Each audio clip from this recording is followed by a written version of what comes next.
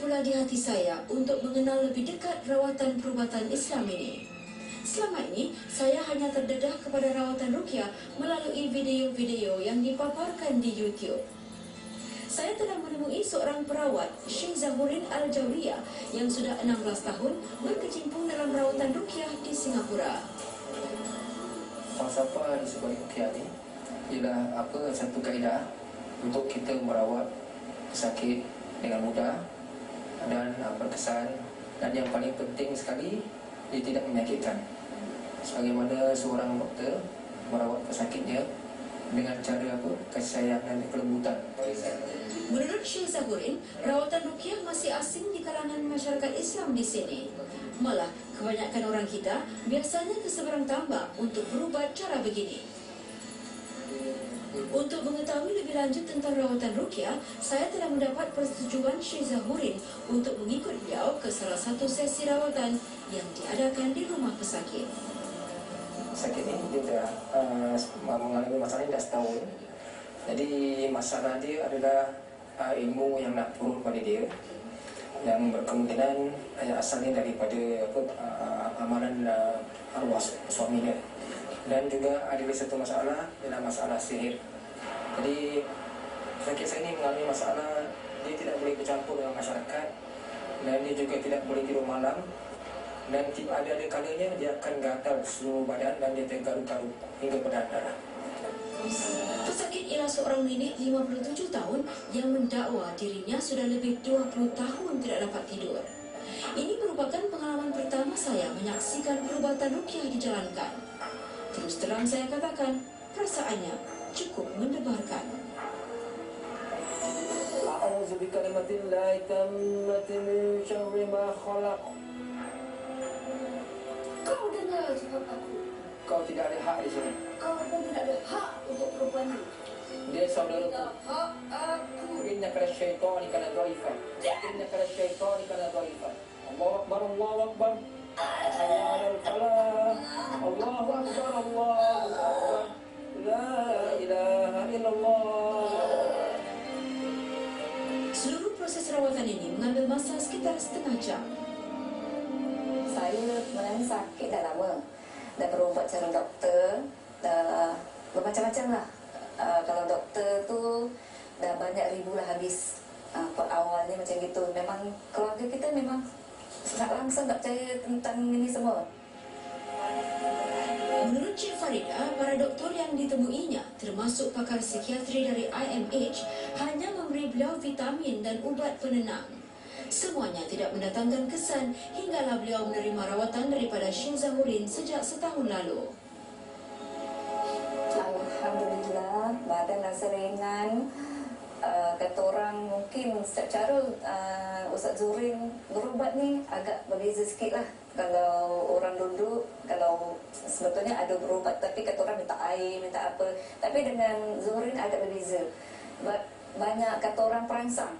Bagi penyakit-penyakit misteri ni, dari segi pengalaman saya, di antaranya seperti orang yang tidak boleh tidur malam, seterusnya.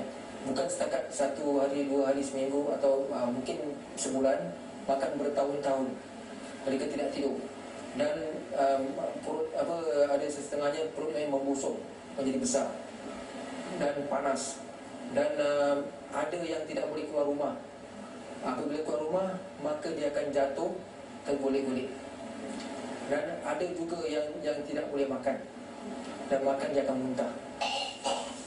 Apakah kaedah rawatan sedemikian? Ada penjelasan saintifiknya. Kepercayaan seseorang dapat memberikan kesan, dan kita melihat di mana kepercayaan ini, kepercayaan yang bersungguh-sungguh dan sebagainya, dia memberikan kesan yang positif. Walaupun mungkin tidak ada rawatan yang khususnya untuk sesuatu sejenis penyakit dan sebagainya. Tapi kalau sistem rawatan itu dapat menolong, makanya itu bagi saya itu adalah satu perkara yang baik. Namun saya terfikir juga, pasti timbul masalah jika ada sesetengah orang yang terlalu taksub dengan kepercayaan sedemikian, sehinggakan segala penyakit yang menimpa disebut sebagai buatan orang. Syed Zahurin menganjurkan kelas-kelas ruqyah seperti ini untuk mendidik orang ramai mengenainya. Mungkin kita kena kita bila kita penyakit seperti kencing manis, kenapa kita tidak kawal makanan kita. Jadi itu tidak boleh kita salahkan orang, itu diri kita sendiri. Dan saya ada satu kes yang agak lucu, yang mana saya menerima panggilan dalam pukul 1 pagi. Pesakit saya ini mengatakan yang aircon dia rosak, mungkin dirosakkan oleh jin. Jadi saya senyum dan saya beritahu dia, besok pagi awak panggil lah aircon technician. Tapi saya cakap, jin tak ada buat kerja macam ni, aircon pun jin. Sehingga dia sampai terlalu fobia, sampai rumahnya ada lipas pun dia katakan, Ustaz ini lipas ke jin ni Ustaz? Sampai begitu sekali. Saya tertanya juga, jika wujud individu sedemikian, bukankah mudah untuk para tukang ubat yang tidak bertanggungjawab mengambil kesempatan? Kerana yang biasa kita dengar, perubatan cara begini kadang-kadang boleh menelan ribuan dolar juga.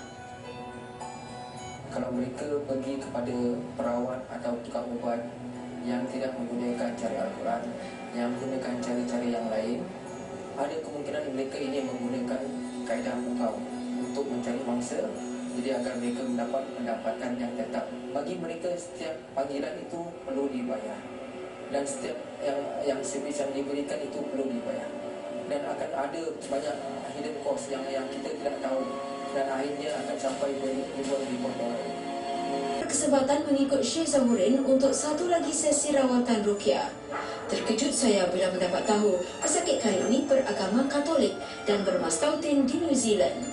Jelasnya, kaedah rawatan ini tidak mengenal bangsa, malah diyakini berkesan di kalangan orang-orang yang bukan Muslim juga. As long as it's God's words, it's God's way, then as long as it's for good, there's nothing wrong with it. But as far as I'm concerned, if you're not harming someone and you're helping someone, what harm is there? Menurut Syed Zahurin, beliau sudah merawat pesakit dari pelbagai pelosok dunia, termasuk Jepun dan Afrika. Mereka mendapat maklumat menerusi internet, termasuk laman komuniti ruqyah syariah yang dibangunkan oleh Syed Zahurin dan anak-anak murid beliau.